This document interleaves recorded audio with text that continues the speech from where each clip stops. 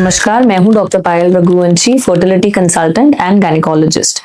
आज हम बात करेंगे कि मिसकैरेज के बाद बेबी कब प्लान कर सकते हैं। कई महिलाओं की ये क्वेरी रहती है कि यदि उनका गर्भपात हुआ है तो वो आगे के लिए अपनी प्रेगनेंसी फिर से कब प्लान कर सकती हैं, कितने समय बाद कर सकती हैं। तो इसमें इस वीडियो के माध्यम से हम लगभग इस वीडियो को 4 पार्ट में डिवाइड करेंगे, जिसमें हम सबसे पहले जानेंगे कि गर्भपात एक्चुअली क्या होता है। फिर अगर एक या एक से अधिक गर्भपात है तो इसके बाद प्रेगनेंसी कब प्लान करनी है, और यदि बार बार गर्भपात हो रहे हैं तो प्रेगनेंसी प्लान करने के पहले हमें क्या वो इन्वेस्टिगेशंस और क्या वो जरूरी जांचें हैं जो करनी चाहिए और फिर प्रेगनेंसी प्लान करनी चाहिए। तो सबसे पहले हम जानते हैं कि गर्भपात एक्चुअली में क्या होता है, अबॉर्शन क्या होता है। अबॉर्शन तब कहते हैं जब प्रेगनेंसी के 5वें महीने के पहले, यानी 20 हफ्ते की प्रेगनेंसी के पहले यदि बच्चा गिर जाता है या बच्चे की डेथ हो जाती है, उसे हम गर्भपात कहते हैं या अबॉर्शन कहते हैं। तो इसको भी हम 2 पार्ट्स में डिवाइड करते हैं क्लिनिकली। जब अबॉर्शन 3 महीने की प्रेगनेंसी के पहले अगर अबॉर्शन होता है तो इसे हम फर्स्ट ट्राइमेस्टर मिसकैरेज कहते हैं,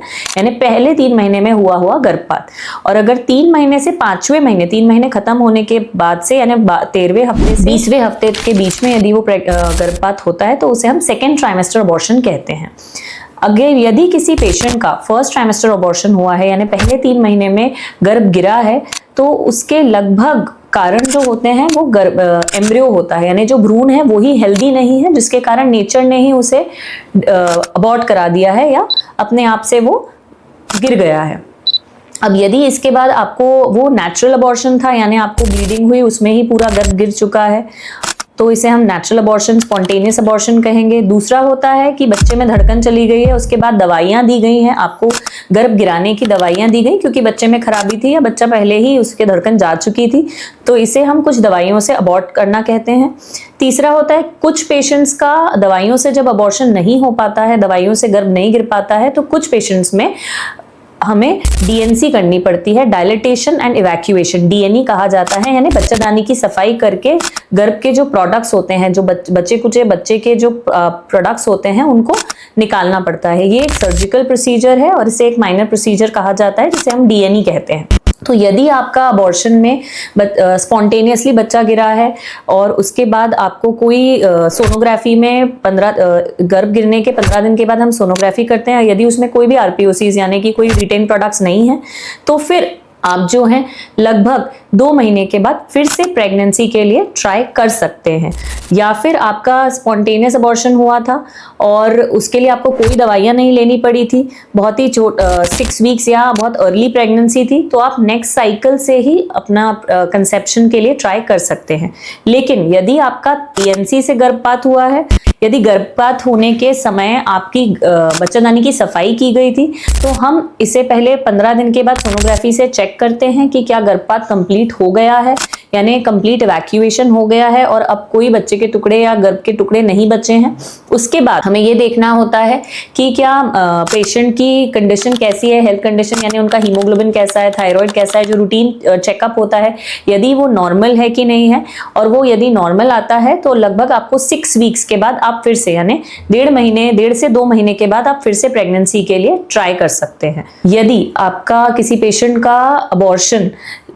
3 महीने के बाद हुआ है, यानी 13वें हफ्ते से लेके 20वें हफ्ते के बाद सेकेंड ट्राइमेस्टर में अबॉर्शन हुआ है, तो सेकेंड ट्राइमेस्टर अबॉर्शन यानी कि प्रेगनेंसी ज्यादा बड़ी थी, बच्चा बड़ा था, तो अगर इसमें अबॉर्शन हुआ है तो लगभग आपकी यूट्रस को वापस से नॉर्मल साइज में आने में समय लगता है, पेशेंट की हेल्थ की कंडीशन को वापस रिकवर होने में समय लगता है, बच्चेदानी को रिकवर होने में समय लगता है। तो इसके बाद हम कम से कम लगभग 3 से 6 महीने का पीरियड बताते हैं कि आपको वेट करना है, ताकि आपकी बॉडी फिर से रेजुविनेट हो सके। आपका हीमोग्लोबिन, यदि आपको बहुत ज्यादा ब्लीडिंग हो गई होगी या फिर कुछ ऐसी प्रॉब्लम्स हुई होंगी, आप ज्यादा भर्ती रहे हैं या इन्फेक्शन रहा है, तो हमें सारे रूटीन चेकअप 3 महीने के बाद रिपीट करने होते हैं। और जब बच्चादानी सही तरीके से हील हो जाती है, यानी सही चीज कंडीशन में आ जाती है, तो लगभग यदि सेकेंड ट्राइमेस्टर मिसकैरेज आपका हुआ है तो आपको 3 से 6 महीने का वेट करने का बोला जाता है, ताकि पेशेंट की हेल्थ वापस से नॉर्मल हो सके, नॉर्मल पीरियड्स आ सके, नॉर्मल हीमोग्लोबिन हो सके, फिर आप नेक्स्ट बेबी के लिए ट्राई कर सकते हैं। बट आपको आपके डॉक्टर कंडीशंस देखेंगे कि आपका सेकेंड ट्राइमेस्टर में पहली बार अबॉर्शन हुआ क्यों है, क्या उसके कॉजेस थे, ये रूल आउट करना बहुत जरूरी है कि क्या कारण था उस अबॉर्शन का। उसको ठीक करने के बाद ही आपने अपना प्रेगनेंसी प्लान करना है।